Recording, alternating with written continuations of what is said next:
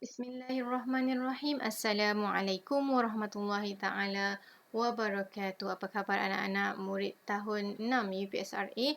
InsyaAllah bersama-sama dengan saya kali ini untuk sama-sama menjawab ujian prestasi 1. Bismillahirrahmanirrahim. Mari sama-sama baca soalan yang pertama. Apakah pengertian mukjizat maknawi? Okey, soalannya bertanya kepada kita tentang arti bukan mukjizat tapi mukjizat maknawi. Okay? Beza ya mukjizat dengan mukjizat maknawi ya. Okay? Itu sama-sama kita ulang kaji. Mukjizat terbahagi kepada dua. Yang pertama maknawi, yang kedua hissi. Yang pertama maknawi, hissi.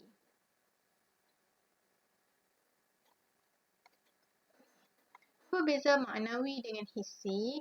Maknawi dapat dilihat dengan mata kasar, sementara hissi tidak dapat dilihat dengan mata kasar. So, mukjizat maknawi maksudnya apa? Boleh dilihat. Mukjizat hissi apa? Boleh dilihat. Nampak? Ada dua jawapan yang mengelirukan di sini iaitu jim dan dal. Jim boleh dilihat, dal tidak boleh dilihat. Jadi kita ingat balik. Mukjizat maknawi, mukjizat terbahagi kepada dua. Maknawi dan hissi. Yang satu boleh dilihat, yang satu tidak boleh dilihat. Yang boleh dilihat namanya apa? Maknawi. Yang tidak boleh dilihat namanya apa? Hissi. Jelas? Jelas insya-Allah ya. Yang kedua, berikut merupakan mukjizat yang dianugerahkan kepada Rasul kecuali. Yang pertama, alif bukan terbelah menjadi dua. Nabi apa ni? Sallallahu alaihi wasallam.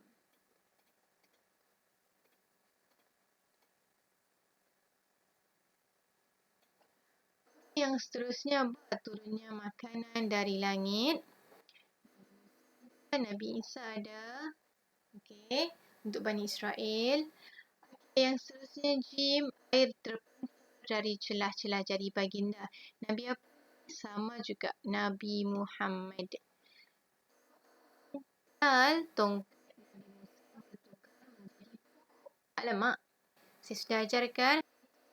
Tongkat Nabi Musa bertukar menjadi apa? Ular. Jadi soalan ni jawapannya apa? Berikut merupakan kecuali. Jangan lupa. Jangan membaca. Jawapannya apa kelas? Jawapan dia tongkat Nabi Musa bertukar menjadi pokok. Sepatutnya menjadi ular. Okey kelas. Ini kita sambung soalan yang ketiga. Bismillahirrahmanirrahim. Soalan yang ketiga kelas, apakah bahagian mukjizat? Okay, kita baru je tanya tadi apakah bahagian mukjizat. Masih ingat? Maknawi dan hissi. Terus ingat. Maknawi dan irhas. Maknawi sudah betul. Irhas itu apa kelas? Perkara luar biasa yang diberikan kepada bakal Nabi.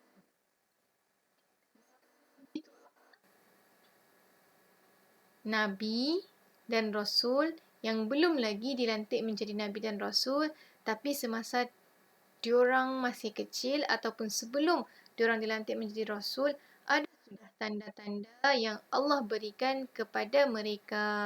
Okey? Itu irhas. Irhas. Okey. Soalan yang keempat. Berikut bukan irhas kecuali. Berikut bukan contoh irhas kecuali. Okey, soalan ni sangat mengelirukannya.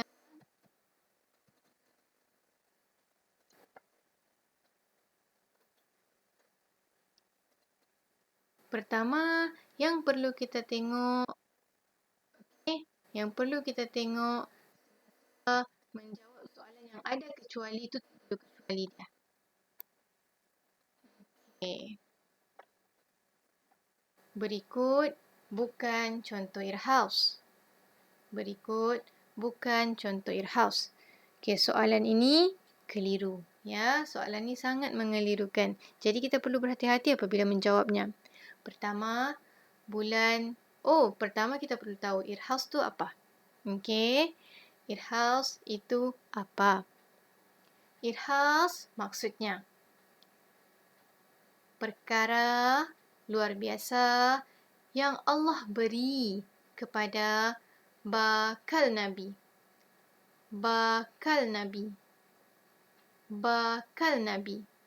Maksudnya ya, Nabi Muhammad sallallahu alaihi wasallam dilantik menjadi rasul sebelum pada usia baginda 40 tahun.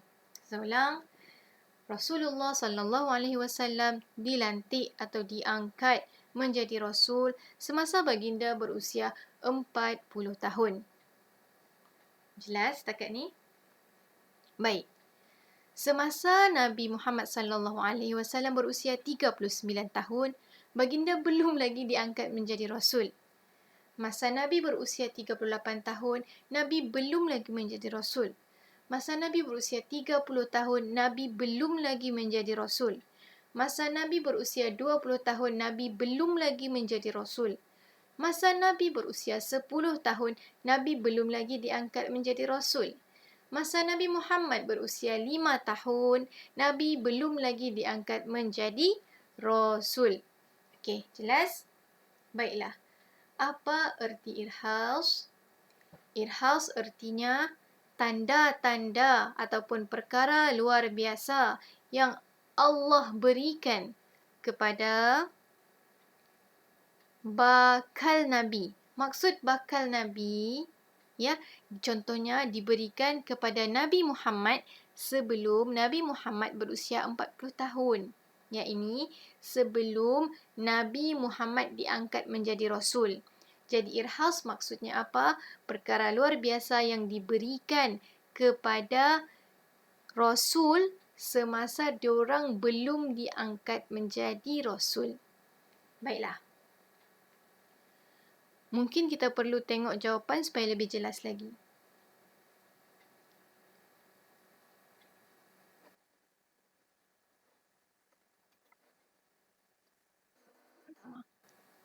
Bulan terbelah menjadi dua. Ini berlaku selepas Nabi Muhammad sallallahu alaihi wasallam menjadi nabi ataupun sebelum Nabi Muhammad menjadi nabi. Ya? Selepas? Ya, betul. Selepas. Bulan terbelah menjadi dua setelah Nabi diangkat menjadi rasul. Jadi perkara ni bukan irhaus sebab irhaus terjadi sebelum Nabi menjadi rasul. Selepas Nabi menjadi rasul, kalau ada perkara luar biasa yang berlaku, kita panggil apa? Kita panggil dia mukjizat.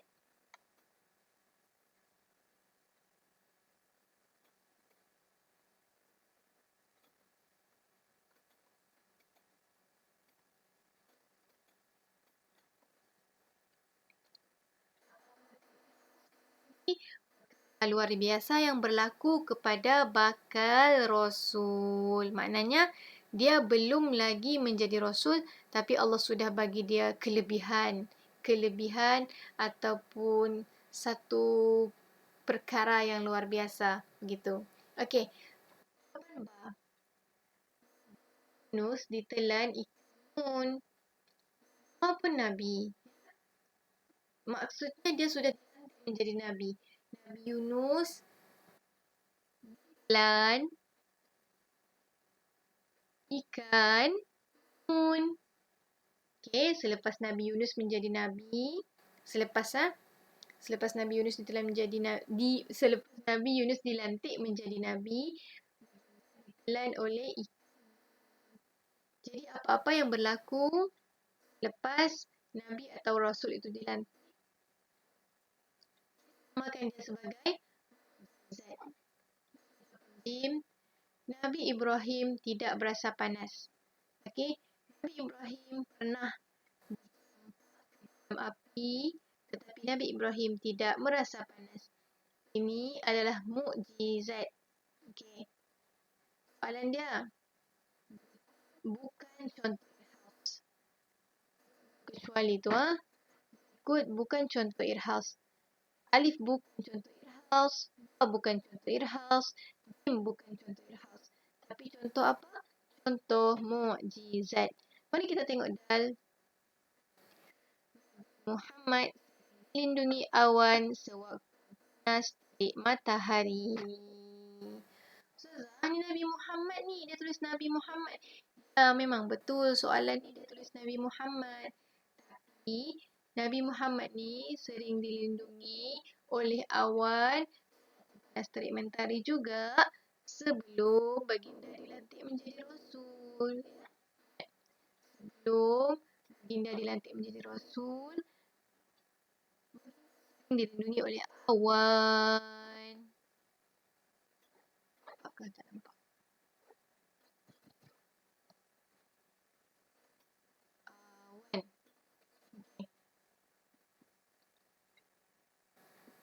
Nabi Muhammad sering dilindungi awan sewaktu panas terik matahari. Jadi mesti ingat ya, sebelum Nabi diangkat menjadi Rasul, dilindungi oleh pakai payung. Nabi tidak perlukan payung.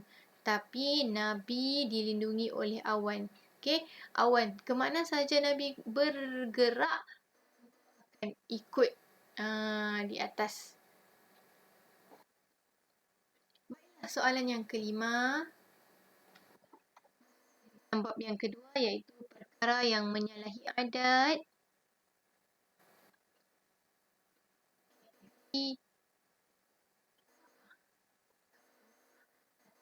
Nah, atau irhas.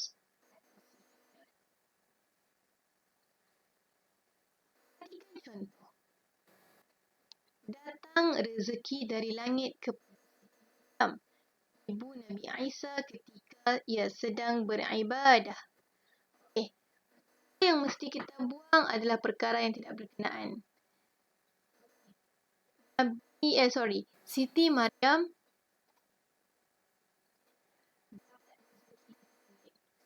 itu baik ke buruk? Sihir buruk. Okey, confirm salah jawapan ni, kita buang. Ya. Ma'unah. Baik ke buruk? Ma'unah. Baik ke buruk? Ma'unah ni kalau kita ingat, ini. Yang contoh dalam satu bas, kita semua pergi bersiar-siar ya, satu bas. Bas besar, bas ekspres. Tiba-tiba aksiden, kita 2 orang je yang hidup. Orang lain penumpang dalam tu semua meninggal. Itu ma'unah.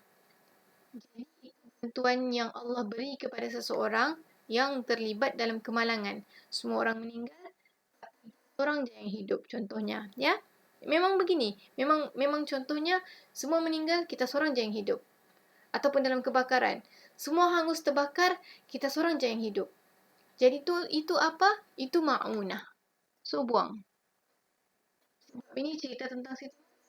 So sekarang ni kita ada karamah dan irhas. Mana satu jawapan dia? Fikir. Oh, irhas banyak kali tadi di atas ditanya. Ni irhas. Okey, saya ingat sudah. Irhas adalah tanda kepada bakal Nabi.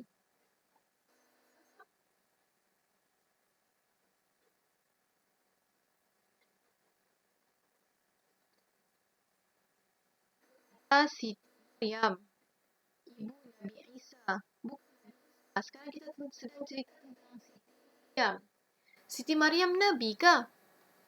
Siti Maryam Rasul kah? Soalan dia,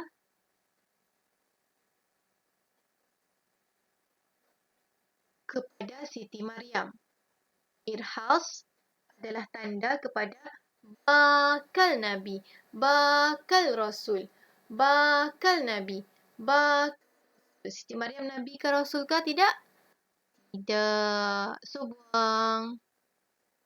Yang tinggal hanyalah karomah. So, jawapan dia untuk soalan ni ialah karomah.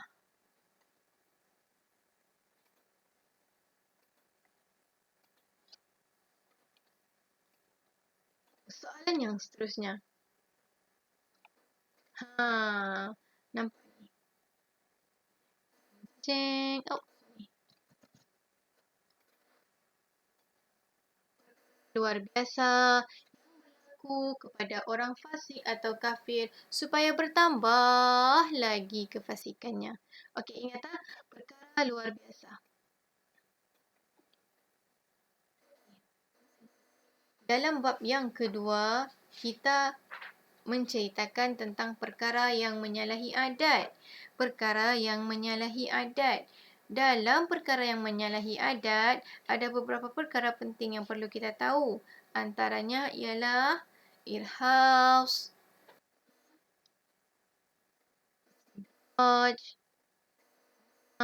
sihir. Okey? Sekarang ingat balik. Irhas, tanda ataupun perkara luar biasa yang Allah beri kepada siapa? Bakal Nabi. Ini kepada siapa? Orang fasik. Irhas buang.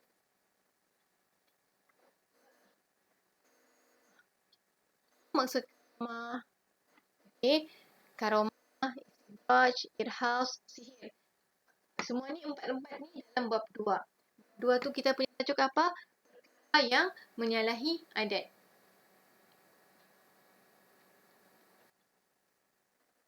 Karomah ialah baru je kita jawab sebelum ni. Perkara luar biasa yang berlaku kepada wali Allah. Maryam kan wali Allah. Sekarang soalan dia perkara luar biasa yang berlaku kepada orang fasik. So, karomah kita buang.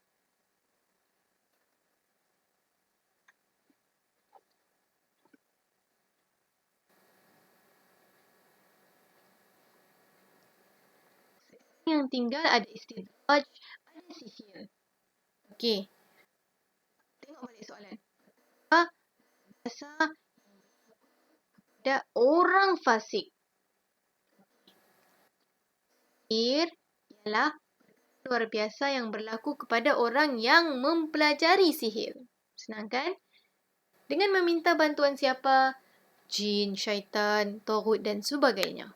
So kita buang. Tinggal adalah istidraj. Hafal tak empat ni? Istidraj, irhas, sihir kena hafal. Okey? Jadi kita ulang kaji lagi sama-sama. Perkara luar biasa yang berlaku kepada orang fasik atau kafir supaya berlaku lagi kefasikannya ialah pengertian istidraj. Jawapannya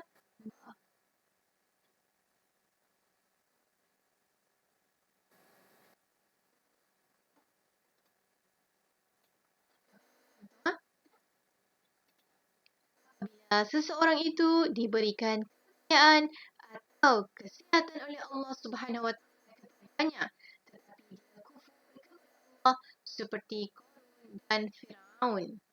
Okey, pernyataan di atas adalah contoh kepada soalan baik-baik. Ya. Kufur lagi. Macam di atas, kafir. Okey. Perkara luar biasa yang Allah beri kepada orang kafir, orang fasik. Contohnya Allah beri kekayaan. Allah beri kekayaan, tapi dia kufur. Okey, kufur ni kafir. Contoh kepada siapa? Ingat, benda yang baik. Karomah berlaku kepada tadi, Siti Maryam. Kita buang. Jim, irhaus. Irhaus, perkara luar biasa yang berlaku kepada siapa? Bakal Nabi. Sekarang tinggal ba dengan dal. Mana satu mau pilih? Okey, kita tidak tahu. Misal kita tidak tahu istidraj tu apa. Tak tahulah Ustazah istidraj tu apa. Tidak apa. Yang penting kamu tahu sihir tu apa. Berlaku kepada orang yang mempelajari sihir. Dia memuja-memuja syaitan. Lepas tu syaitan tolong dia. Jadi itu sihir. Sekarang ni di soalan ni tiada tulis syaitan ke, taghut ke, tiada. Jadi confirm lah bukan sihir. Yang tinggal hanyalah istidraj. Jadi tengok balik jawapan yang di atas ataupun soalan yang di atas. Perkara luar biasa yang berlaku kepada orang fasik atau kafir.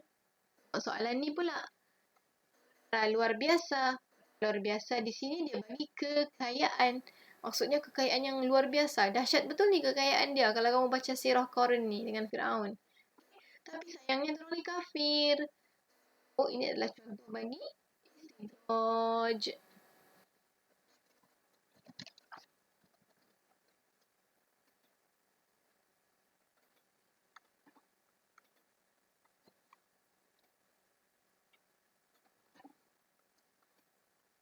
Okey, soalan yang ke-8. Musailamatul Kadzab yang mendakwa dirinya menjadi nabi dan cuba mengubati mata orang sakit, sebaliknya terus menjadi buta. Hahaha. Begini, ada seorang orang jahat ni, nama dia Musailamatul Kadzab. Kalau kamu baca Musailamatul Kadzab, kamu mesti ingat yang dia kata dia adalah nabi. Aku adalah nabi. Aku adalah nabi. Aku adalah nabi. Aku adalah nabi. Contohlah saya ya. Saya pergi kelas. Saya masuk kelas besok. Saya mengaku. Weh kamu. Saya adalah nabi. Saya adalah nabi. Kamu tahukah? Saya adalah nabi. Dan saya boleh mengasih sembuh. Kasih bagus mata orang yang sakit. Saya kasih tahu kamu. Saya ni hebat. Saya ni nabi.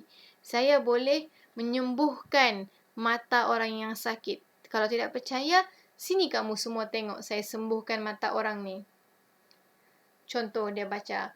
Zam zam malaka zam gedeng gedeng gedeng gedeng gedeng. Puh! Dia begitu kan. Dia panggil orang ramai ni.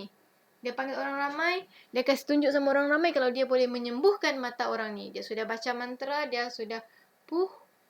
Tiba-tiba mata orang tu bukan sihat, malah bertambah buta. Ini adalah perkara yang memalukan. Ini adalah perkara yang jahat. Ini adalah perkara yang jahat.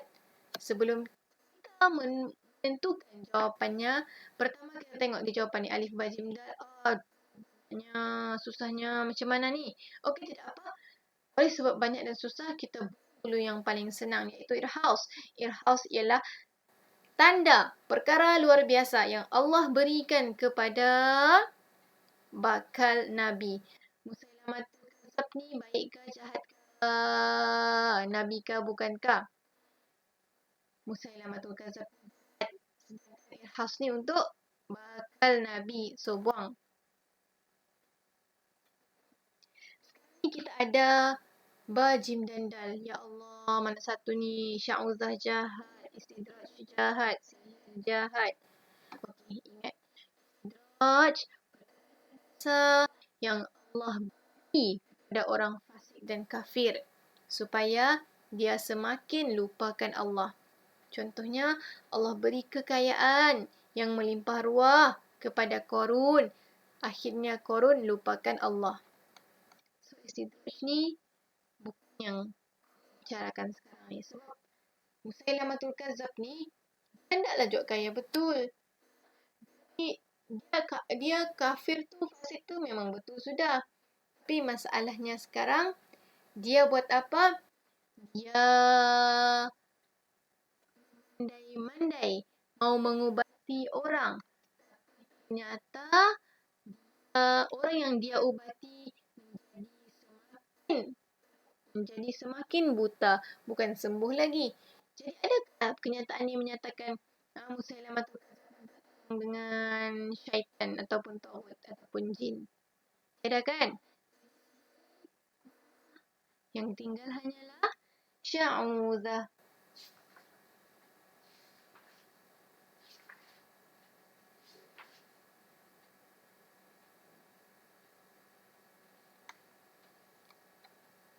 Baiklah. Soalan yang ke-9. Alhamdulillah kita sudah masuk bab yang ketiga. Sebelum kita masuk bab yang ketiga, perlu diingat, okey, di bab yang kedua, di pelajaran yang kedua, perkara yang menyalahi adat, terlalu banyak perkara yang perlu diperhatikan. Okey, pengertian,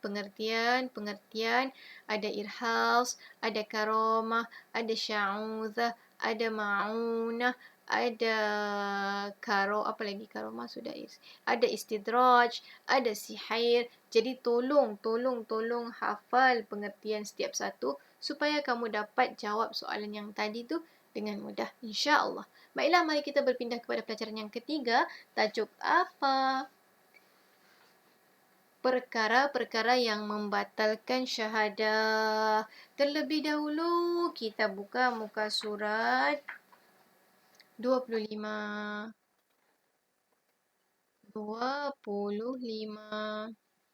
Soalannya, syarat sah syahadah. Okey, syarat sah syahadah ada 4 semuanya. Apa dia? Cuba buktikan. Bismillahirrahmanirrahim. Pertama sekali mestilah disebutkan kedua-dua syahadah. Okey, kamu tahu syahadah tu apa? Asyhadu an la ilaha illallah wa asyhadu anna Muhammadar Rasulullah. Setiap hari sebutkan. Okey, jadi syarat sah syahadah ada 4. Yang pertama, mestilah disebut secara berturut-turut. Contohnya begini ya. Asyhadu an la ilaha illallah. Okey. Orang ni pergi makan, pergi minum, pergi tidur, bangun tidur, dia pergi gosok gigi, dia pergi mandi dulu, dia makan lagi, baru dia sambung. Wa asyhadu anna Muhammadar Rasulullah, dia sambung. Okey, itu tidak boleh. Jadi syarat yang pertama mestilah disebut, dilafazkan secara berturut-turut dengan tertib. Mesti sebut asyhadu an la ilaha illallah, baru sambung dengan wa asyhadu anna Muhammadar Rasulullah. Okey. Yang syarat yang sambungannya lagi daripada berturut-turut ni adalah tertib. Maksud tertib apa? Mesti sebut asyhadu an la ilaha illallah dulu, baru sebut wa asyhadu anna Muhammadar Rasulullah. Tidak boleh pertama dia sebut wa asyhadu anna Muhammadar Rasulullah, barulah dituruti oleh asyhadu an la ilaha illallah. Okey, itu tidak boleh. Jadi syarat sah syahadah yang pertama adalah dilafazkan secara berturut-turut dengan tertib. Okey, syarat yang kedua adalah memahami makna lafaz dua kalimah syahadah. Okey, perlu untuk orang yang mengucapkan syahadah tahu apa maksud asyhadu an la ilaha illallah, dan perlu untuk orang yang mengucapkan syahadah itu tahu apa maksud wa asyhadu anna Muhammadar Rasulullah. Seterusnya, syarat sah syahadah yang ketiga adalah menggunakan kalimah asyhadu pada kedua-dua lafaz tersebut. Asyhadu an la ilaha illallah dan asyhadu anna Muhammadar Rasulullah. Mesti guna perkataan asyhadu. Tidak boleh guna perkataan anzuru. Tidak boleh guna perkataan nashhadu. Tidak boleh. Mestilah asyhadu. Baiklah. Syarat sah syahadah yang keempat ialah tidak merasa ragu pada lafaz tersebut. Asyhadu an la ilaha illallah. Okey, betul. Tiada Tuhan. Aku nak saksi bahawasanya tiada Tuhan selain Allah. Betul ke? Betul ke tu? Tahu sudah makna dia tapi ragu pula. Betul ke tu? Tiada Tuhan selain Allah? Ke ada Tuhan di langit lain? Tuhan di bumi lain? Macam mana tu? Betul ke tu? Tiada Tuhan selain Allah? Syarat sah yang keempat adalah mesti yakin, tidak boleh ragu. So, syarat sah syahadah di muka surat, start daripada muka surat 25, tapi jawapannya ada di muka surat 27. Syarat sah syahadah ada 4 semuanya. Baik, soalan yang ke-10.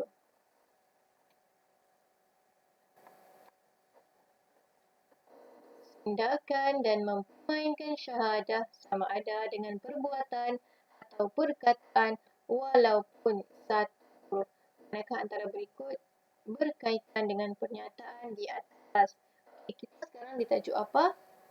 Kita sekarang berada di pelajaran yang ketiga, tajuk perkara yang membatalkan syahadah. Jadi nampak jawablah. Susah-susah. Okey?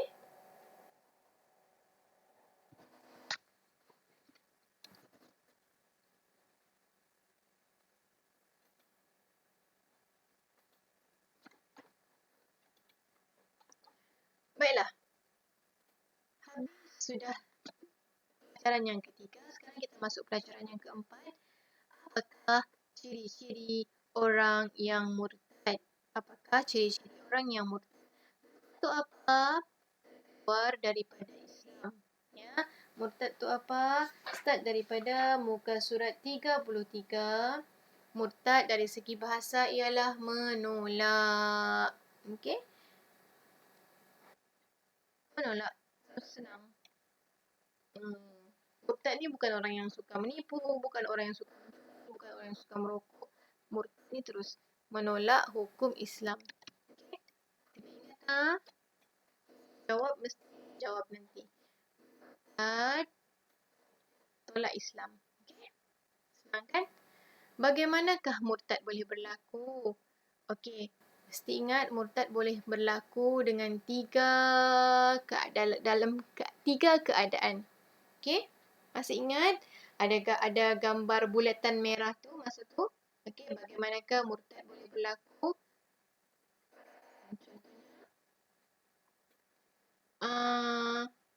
Contohnya dia kata dia Allah ada tiga. Dia cakap guna lidah dia. Allah ada tiga. Satu di langit, satu di bumi, satu di laut. Okey. Contoh seterusnya dengan perbuatan. Dia lukis Allah. Dia lukis Allah ada tiga kaki, dia lukis Allah ada tiga tangan, dia lukis Allah ada mata. Contoh. Okey, ni bahaya ni perbuatan ni. Dan contoh kepercayaan pula, dia tidak cakap Allah ada tiga. Dia tidak lukis Allah ada tiga. Dia tidak sembah Allah tiga. Tapi dia bercakap hati dia percaya Allah ada tiga. Satu di bumi, satu di laut. Dia tidak cakap tapi dia percaya aja. Itu pun boleh menjadikan seseorang murtad. Jadi, murtad boleh berlaku dalam tiga keadaan.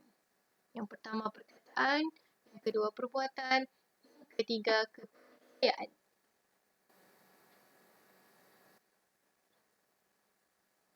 Soalan 13. Bab yang kelima, iaitu syirik.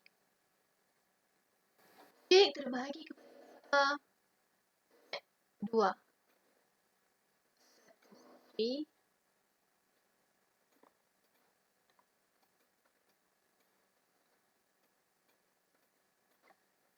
Khafi maksudnya sembunyi-sembunyi. Yang kedua, jali. Secara terang-terangan. Syirik terbahagi kepada berapa? Syirik terbahagi kepada dua. Yang pertama khafi, yang kedua jali.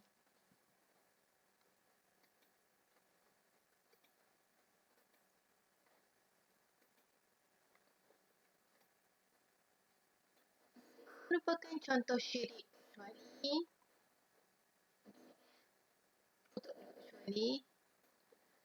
berikut merupakan contoh bercakap bohong. Sebelum syirik maksud dia apa? Berkongsi. Okey, syirik maksudnya berkongsi. Berkongsi kepercayaan lah ni. Sekejap dia percaya Allah, sekejap dia percaya sama matahari yang kasih kuasa, sekejap dia percaya sama bulan yang kasih kuasa. Okey, dia mempercayai selain Allah. Okey, merupakan contoh syirik. Pertama bercakap bohong.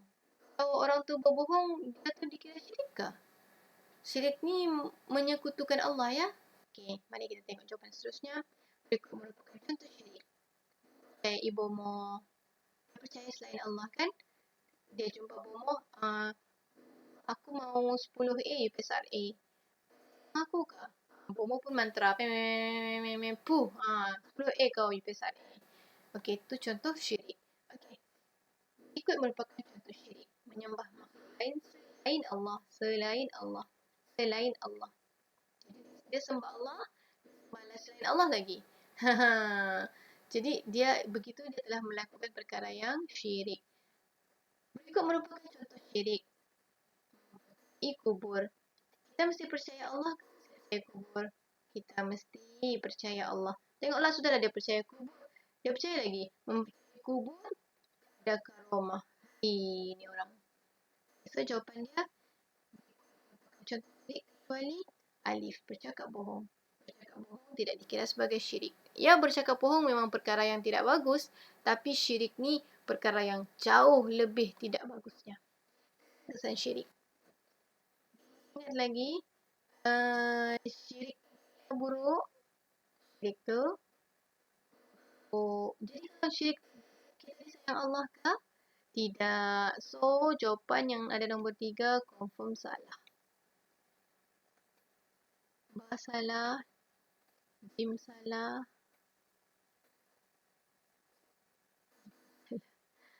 Ada yang jawapan dia nombor 3 salah. So, jawapan yang tinggal adalah 1. Alhamdulillah. Sekarang kita akan cuba jawab soalan yang berbentuk subjek.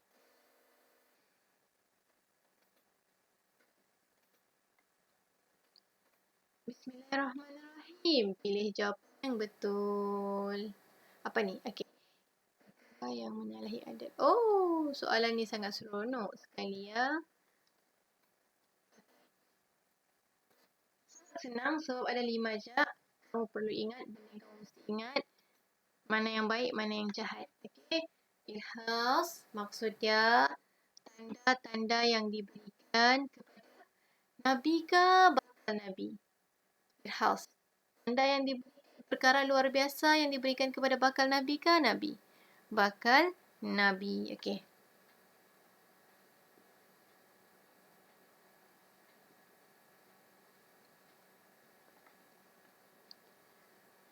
Ingat je depan dia. Perkara luar biasa yang diberikan kepada dot. Karomah. Perkara luar biasa yang diberikan kepada dot. Maunah. Perkara luar biasa yang diberikan kepada dot. Perkara luar biasa yang diberikan kepada dot. Luar biasa yang diberikan kepada dot. Okey. House kepada siapa? Bakal Nabi. Siapa? Ingat. Wali Allah. Ma'unah kepada siapa? Kepada kita, kepada saya, kepada kamu, kepada kita semua orang biasa. Contohnya tadi, yang kemalangan besar-besaran, semua mati. Dalam satu bas tu ada 99 orang. Okey, 97 orang mati, 2 orang je yang hidup. Kamu dan saya, contohnya. Okey, istidraj. Perkara luar biasa yang diberikan kepada orang kafir dan fasik yang sebagainya. Perkara luar biasa yang diberikan kepada orang yang belajar sihir. Mari kita tengok jawapannya. Okey. Satu-satu lah. Irhas, perkara luar biasa yang diberikan kepada bakal Nabi. Mari kita cari. Bakal Nabi. Okey. Nabi Isa boleh bercakap semasa baginda masih dalam buayan. Nabi Isa boleh bercakap masa dia baby. Baby ba, kamu pernah ke bercakap? Hai mak, Assalamualaikum. Pernah kamu nampak baby bercakap? Baby tidak boleh bercakap kan? Baby hanya boleh menangis je kan? Ataupun dia ketawa begitu-begitu kan? Tapi dia tidak boleh cakap kan? Okey. Jadi irhas adalah perkara luar biasa yang diberikan kepada bakal Nabi. Maksud bakal Nabi, contohnya macam tadilah. Nabi Muhammad jadi Nabi umur 40 kan? Jadi sebelum umur 40 tu diberi tanda-tanda yang luar biasa, maka itu dinamakan Maka tanda-tanda itu dinamakan sebagai irhas. Okey. Jadi kalau Nabi Isa ni dalam buaian. Nabi Isa dalam buaian, dia sudah jadi Nabi kah? Belum kan? Ha. Jadi jadi Nabi tu kebolehan yang luar biasa ini dinamakan sebagai irhas. Baiklah, yang seterusnya luar biasa yang diberikan kepada wali Allah. Contohnya Maryam. Maryam bukan Nabi. Sayang Nabi. Jadi karomah ni perkara luar biasa yang diberikan kepada wali Allah. Okey, wali Allah. Kamu pun boleh dapat tu, mana tahu kan? Ada di antara kita yang tidak pernah tinggal sembahyang, rajin puasa, ya. Boleh tu jadi wali Allah. Jadi orang-orang yang waliullah ni, orang-orang yang hebat ni, diorang ada karomah. Contoh karomah di Maryam ialah rezeki dari langit. Okey. Yang ketiga, ingat ma'unah, perkara luar biasa yang diberikan kepada orang biasa. Ya, kamu, kan kawan-kawan kita. Contohnya, jawapannya, apabila seseorang itu ditimpa kesusahan atau kemalangan, Allah memberikan keselamatan kepadanya. Ada 99 orang dalam bas, semua meninggal, accident, semua meninggal, kecuali kita dua yang selamat. Okey. Itu namanya ma'unah. Yang seterusnya adalah istidraj, perkara luar biasa yang Allah beri kepada orang kafir ataupun fasik untuk menambahkan lagi kesesatannya. Contohnya,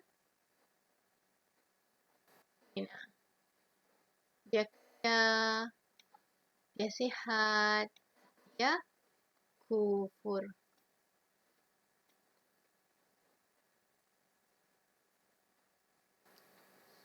Baiklah, yang terakhir adalah sihir. Sangat senang sekali. Nampak terus jawab yang sihir.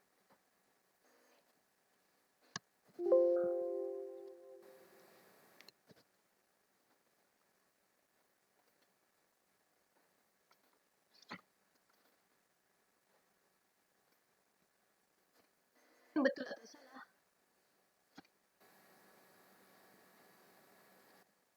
Tujuan Sya'uzah adalah untuk memalukan dirinya. Ya.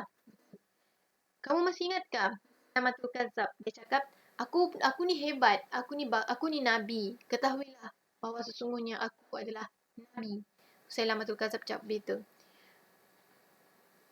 Jadi ada orang tanya, betul bah kau nabi? Apa bukti ataupun apa tanda-tanda yang betul-betul lah yang menunjukkan kau ni nabi? Aku adalah nabi. Buktinya aku boleh sembuhkan mata orang yang sakit. Sini orang yang sakit mata. Sini. Dia mau kasih sembuh lah tu orang yang sakit mata kan. Dia pun panggil tu orang, dia pun sembuh. Dia pun sembuhkan. Zoom. Puh. Dia kasih sembuh mata orang. Tetapi malangnya, mata orang yang sakit tu bukannya semakin sembuh. Bahkan malahan buta lagi tu orang. Jadi tujuan Sya'uzah adalah untuk memalukan diri orang yang mengaku hebat tu. Betul. Sya'uzah ialah perkara biasa yang dizahirkan oleh Allah ke atas orang yang tidak mentaatinya.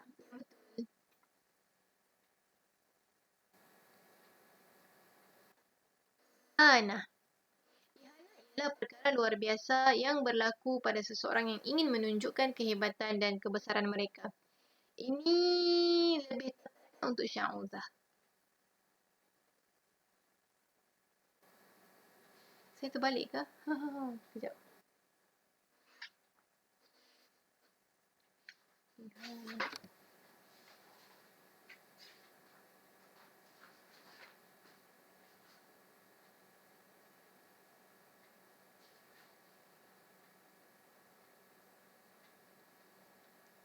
Sorry. Betul. Nombor 3 betul. Ihanat ialah perkara luar biasa yang berlaku pada seseorang yang ingin menunjukkan kehebatan dan kebesaran mereka. Ihanat betul. Contohnya,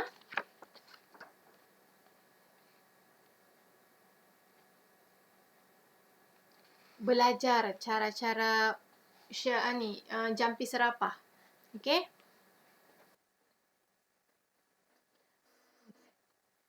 Pelajari dan mengamalkan segala bentuk jampi serapah. Inilah contoh Ihana. Jampi serapah untuk Ihana. Serapah untuk Ihana. Tapi dia cakap di sini adalah contoh dia contoh Ihana. Jampi serapah contoh Ihana. Jampi serapah contoh Ihana.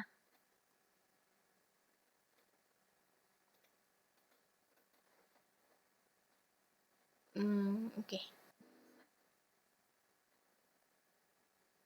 Menggunakan segala rupa bentuk pemujaan. Pemujaan adalah contoh Ihana.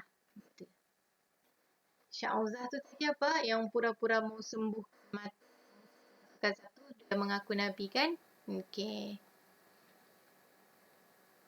Sekali lagi kita ulang. Syahuzah ialah untuk memalukan dirinya. Betul. Syahuzah ialah perkara luar biasa yang dizahirkan oleh orang yang tidak mentaatinya. Betul. Musailamah al-Kadzdzab tidak taat. Ihana ialah perkara luar biasa orang yang ingin menunjuk-nunjuk kehebatan dan kebesaran mereka. Betul. Mempelajari dan mengamalkan segala bentuk jampi serapah. Jampi serapah. Ihana. Bukan Syahuzah. Ini salah. Mengadakan segala rupa bentuk upacara pemujaan adalah Ihana.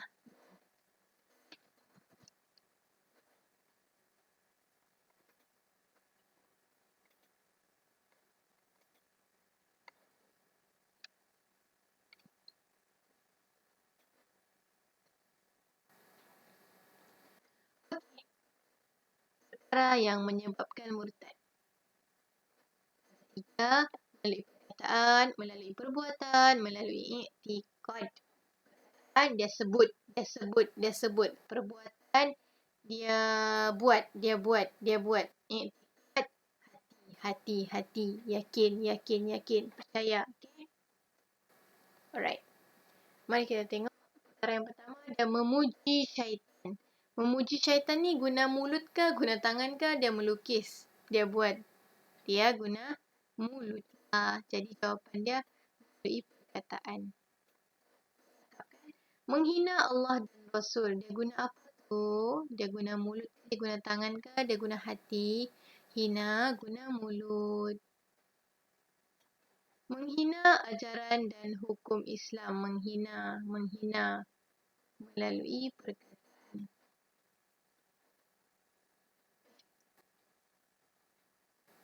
Menghina. Okeylah. Apapun yang kamu jawab dekat sini, saya terimalah. Sekejap saya tengok skema jawapan lah.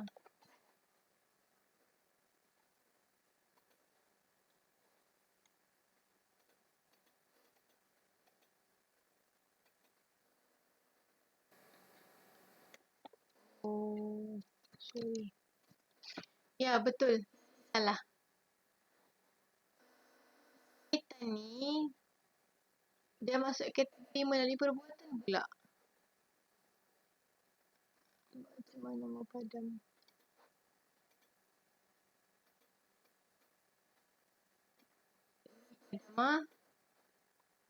Memuji syaitan ni, dia masuk kategori melalui perbuatan. Jadi kamu ingat, dia masuk kategori macam mana kamu puji syaitan melalui perbuatan, saya pun tidak tahu sebab saya tidak pernah buat. Tapi sebab skema jawapan cakap begitu, jadi begitulah.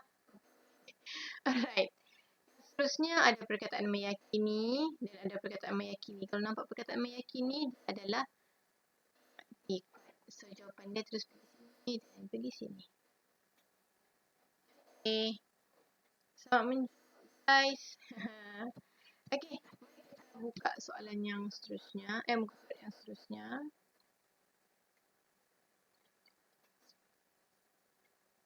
Salah.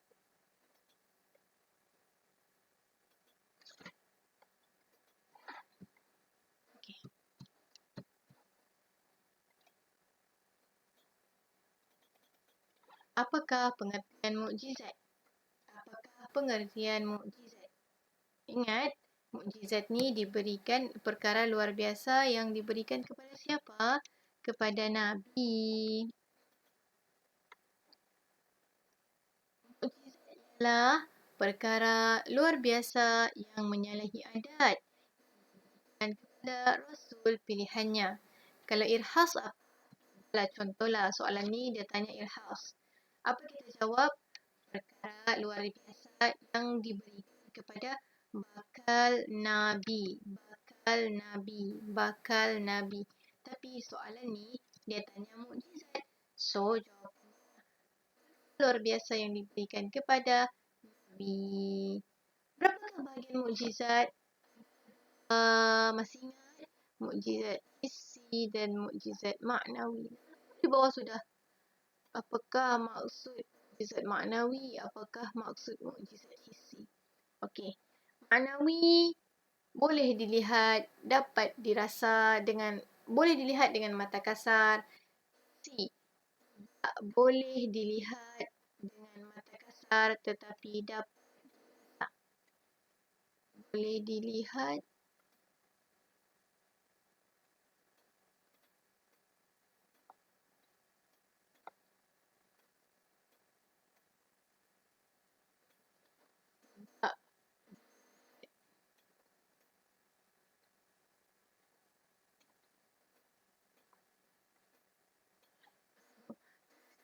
mukjizat yang betul. Okey, ni saya sudah ajar. Jadi kalau ditukarlah Nabi apa sekalipun, kalau boleh tolonglah hafal. Mukjizat Nabi Muhammad yang paling senang adalah bulan terbelah menjadi dua. Saya lukis gambar bulan supaya kamu ingat. Salah tukar warna. Saya lukis gambar bulan supaya kamu ingat. Tapi bulan ni bersambung. Bulan terbelah menjadi dua. Okey. Alright. Nabi Yunus, saya lukis gambar ikan. Supaya kamu ingat yang Nabi Yunus. Yunus alaihi salam. Okey, ni gambar ikan. Nabi Yunus ditelan oleh ikan. Kan dua tujuan mukjizat. Kenapa Allah memberi mukjizat kepada Nabi? Cuba jawab. Allah memberikan mukjizat kepada Nabi supaya menguatkan ajaran atau syariat yang disampaikan Nabi dan Rasul. Okay. Mau ajak orang kafir kepada Islam. Apalah kelebihan kau supaya kami boleh masuk Islam? Nabi cakap, kamu terpulanglah. Kamu mau bukti apa lagi supaya kamu boleh masuk Islam? Okey, kami mau buktilah. Kalau betul kau Nabi, cuba belah bulan tu kepada dua. Kalau bulan tu terbelah dua, baru kami mau masuk Islam. Jadi Allah beri mukjizat supaya ataupun syariat Islam yang disampaikan oleh para Nabi dan Rasul itu bertambah kuat dan kuat dan kuat. Okey? Okey. Mukjizat. Kenapa mukjizat ada? Sebagai bukti. Ya, untuk membuktikan kebenaran Nabi dan Rasul. Bahawasanya Nabi dan Rasul ni menipu. Ya, menipu. Jadi demikian begitu tujuan Allah menghantar ataupun memberi mukjizat kepada Nabi dan Rasul pilihannya.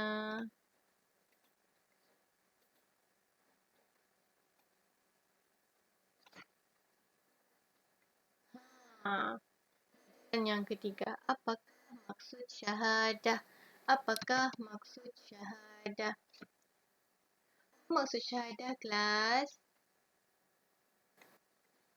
Syahadah ialah penyaksian. Ya, yang syahadah tu kamu baca setiap hari.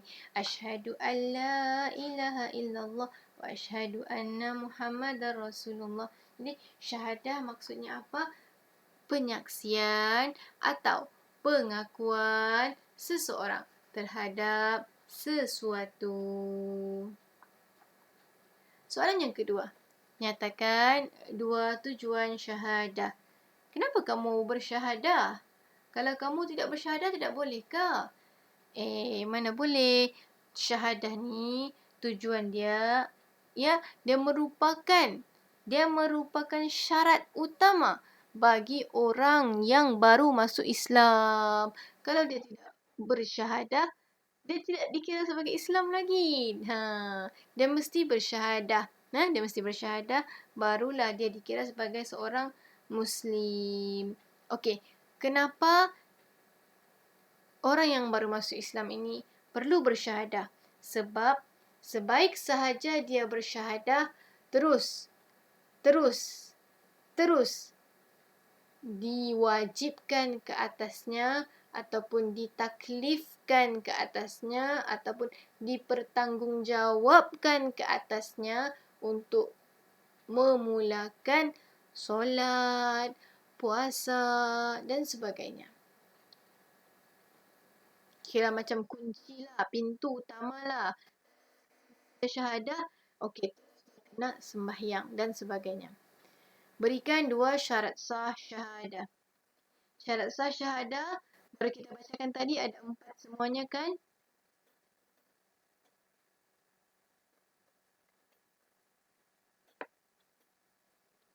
(27) ini. Syarat sah syahadah ucapkan secara berturut-turut. Cakap asyhadu an la ilaha illallah, pergi mandi, pergi tidur, pergi makan, pergi tidur lagi, balik lagi sekali, bangun tidur baru sambung wa asyhadu anna Muhammadar Rasulullah. Okey, tidak boleh. Dia mesti berturut-turut dan mesti tertib. Yang keduanya, bolehlah kamu guna memahami makna asyhadu an la ilaha illallah wa asyhadu anna Muhammadar Rasulullah. Kalau tidak tahu makna dia, tidak sah syahadah tersebut. Tuliskan 2 perkara yang membatalkan syahadah. Apakah perkara yang membatalkan syahadah? 1. Murtad. Murtad tu apa? Keluar daripada Islam. Sekali kau keluar daripada Islam, terbatal sudah syahadahmu. Ya, ingat ya. Apa lagi contoh perkara yang membatalkan syahadah? Contoh. Kau main-main. Contohnya asyhadu an la ilaha illallah. Asyhadu an la ilaha maksudnya aku naik saksi bahawa tiada Tuhan. Lepas tu kamu berhenti di situ. Kamu diam je. Asyhadu an la ilaha illallah. Asyhadu an la ilah. Asyhadu an la ilah. Asyhadu an la ilah. Asyhadu an la ilah. Kamu tidak sambung tu. Asyhadu an la ilaha illallah. Kamu tidak baca illallah. Kamu main-main. Jadi, kamu mempersendakan syahadah. Maksud dia yang sebenarnya yang panjang tu sepatutnya, aku naik saksi bahawa tiada Tuhan selain Allah. Tapi kamu main-main, kamu cakap, aku naik saksi tiada Tuhan, aku naik saksi tiada Tuhan. Nah, itu mempersendakan sudah. Jadi, apabila kamu mempersendakan syahadah, yang demikian itu, kamu telah pun terbatal syahadah. Terbatal kamu punya Islam lah. Begitulah. Okey. Tuliskan 3 membatalkan syahadah. Okey. Yang ni kamu jawab apa yang kamu suka. Kamu boleh juga ulang apa yang saya sudah terangkan tadi. Cumanya yang ini ringkas, ini rinci. Okey? Sampai di sini sahaja soalan kita. Semoga kamu semua lulus dengan cemerlang dalam ujian prestasi 1. Kepada yang tidak pandai membaca jawi, minta tolonglah guru-guru yang berkenaan untuk tolong kamu bacakan soalan. Okey? Minta tolong. Dan kamu semua lulus dengan cemerlang insya-Allah. Insya-Allah. Assalamualaikum.